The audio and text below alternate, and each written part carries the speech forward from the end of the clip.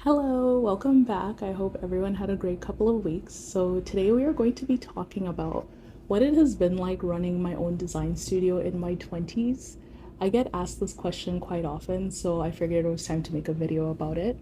I have been doing this full time for myself for the last 7 years. However, as I always say, I grew up in an architect's home, and that means that I had over 29 years to cultivate my design skills, 29 years to cultivate my eye for design, and 29 years to really hone in that creative aspect of things. However, owning a business and just being creative are two completely different things. Owning a business, there's less of just the vibes. You have to set up systems, you have to delegate, you have to communicate, you have to scale. So I have learned all of that in my last 7 years. And if you're like me about 7 years ago and you're right on the edge of deciding if it's time to start something for yourself, this video is going to be very valuable. So, somebody asked me as recently as last week what it's like running a design studio. And I am giggling because I don't think I've ever honestly answered this question, especially on camera. So we're gonna do that today. Everyone sees the reveal videos, the celebration, the before and after tears, but nobody saw the Tuesday literally right before all of that. That's how close in timeline things shift when it comes to design. So I figured let's actually just go through it, all the stuff that nobody, not even I, will put in a highlight reel. By the way, if this is our first time meeting, hello, my name is Nura. I am the founder and creative director of Atinuda Design. We are a holistic design studio that is focused not only on beautiful, stunning aesthetics, we're more focused on how those aesthetics are shaping our human experience through what I call sensory intelligent design. So if you're thinking about starting your own studio or you're already in the beginning stages and you're wondering if you're on the right path, here is the advice that I would give you. First things first, and I do mean first, you need to get really good at your discovery call. And that is because the discovery call is going to be the first step in the entire project for you. Everything that happens in this call lays the foundation and sets the expectations for what the entire project is going to look like moving forward. Some designers might rush this part because they can't wait to get into the what colors you like or what's your style. Are we doing Japandi? Are we doing Scandi? And I totally get that, but I feel like when you nail this part of your design process, it'll make things much easier for you. What you actually need to figure out at the very end of this call is you need to be like a detective. You need to pull out your Scooby-Doo magnifying glass and find clues. What does this person want to feel like in the space? So whether you're doing their entire home or whether you're doing a space in their home, like their study or their home office, what do they want to feel? Do they want to feel calm? Do they want to feel energized? Do they want to feel productive? Do they want to impress guests if they're really big on hosting? Do they want to connect more with their loved ones? Do they have kids? What's the main goal and the main priority and the main feeling that they're after for the space? This one conversation will shape everything moving forward in the project. So that is from your layouts to your lighting to your materials. And I know it can be tough trying to remember everything.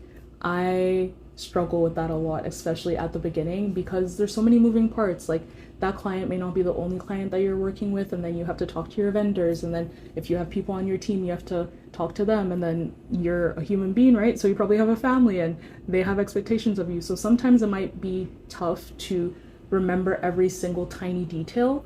Which is why I personally love using Firefly's AI. This isn't sponsored or anything. I mean, I have 80 subscribers, so we haven't gone to that level yet. However, when it comes to Fireflies, I love that it transcribes every single meeting that I'm on. So what I do is I add it as a guest, whether it's like a Google Meets or it's a Microsoft Teams meeting. I add it as a guest. It records everything that was talked about. It names everybody, so it'll give me a name, it'll give the client, or if it was one of your stakeholders, it'll give them a name, and then it gives a nice summary and actionable steps as to what was discussed in the meeting and what our to-dos are. So I really love using this. I feel like this has been a game changer for me because yeah, it's like a lot to keep track of.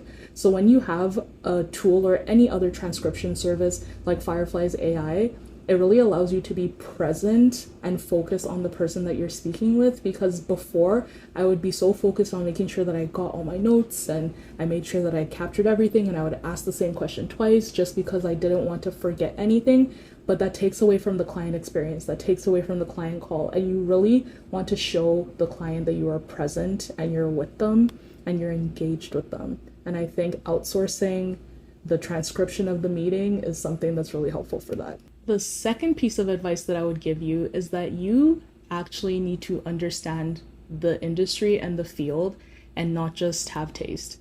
And this was something that shocked me at the very beginning, because I've always been creative and knew how to put things together and style myself or style a home. But that's completely different from understanding what interior design is as an industry. Having a good eye for design is maybe a third of the job. The rest of the job and the main parts of the job is understanding materials, understanding how to read your drawings, understanding how to permit, understanding how a space that is in your head, you want to bring it out into a design, but it also needs to be feasible by the time it reaches a contractor's hands. And that's also balancing budgets with the client. Sometimes the client might have amazing, beautiful ideas, but based on whether it's the budget or the timeline that they have that are providing constraints to the project, it may not be feasible when it comes time to execute. I have watched people with incredible instincts struggle with this side of the business just because they haven't learned the unglamorous, very technical side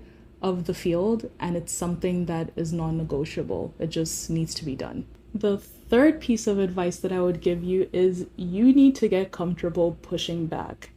And if I said that and your body just tensed up, I promise you I was right where you are, up until maybe the second or third time that wanting to please everyone got me burnt and had the business taking the blame for it.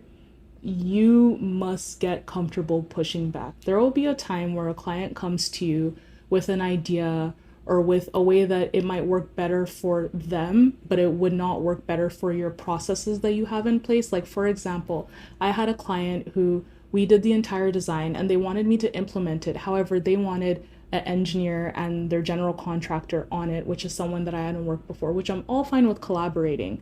But when issues started to arise within the project, the blame now came back to the fact that we were beyond schedule, we were beyond budget, when the truth of the matter is that the general contractor that the client wanted to bring on was kind of at the helm of all of this. So I'm saying that to say this: protect your processes. If you have a team that you know will not let you down, that you know delivers, and based on that team, you're giving your client the promise of a set handover time and a set budget completion, then you need to stick with that team, because based on if the client selects their own contractors, you need to let them know that you cannot 1000% guarantee the initial timelines or budgets that were agreed to at the start of the project. Your job on the project isn't just to be a yes person and try to please everyone.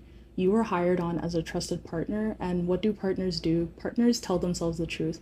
So sometimes this means having very uncomfortable and very difficult conversations, but reminding the client that you are on their side and you're looking to protect the integrity of the project as a whole and the timeline and the budget. There's so many resources that go into a project that you are looking in their best interest to protect those resources. The final piece of advice that I would give you is that the business side of design will make or break you. And this is from scope creep to cash flow to contracts. You need to make sure that you have all your documentation, all your systems in place, because that's what's going to help you scale and move forward instead of just starting and stopping projects. Talent can only take you so far. You can be the most phenomenal designer in the world, but if you do not have your systems in place, it'll always feel like you're hitting the gas and the brake pedal at the exact same time. Nobody teaches any of this in design school, and that's exactly why some of the most talented people may not be able to make it as studio owners, because the technical side of things is being overlooked. So really that's it. Make sure you nail the discovery call, learn the technical side, don't be afraid to push back, and treat the business side with the respect that it deserves, because it really does. So if you are still considering opening your own studio, or you're already started and you're in the beginning stages, Let me know in the comments. I would love to hear from you and read what's going on with you, and we will see you in the next one.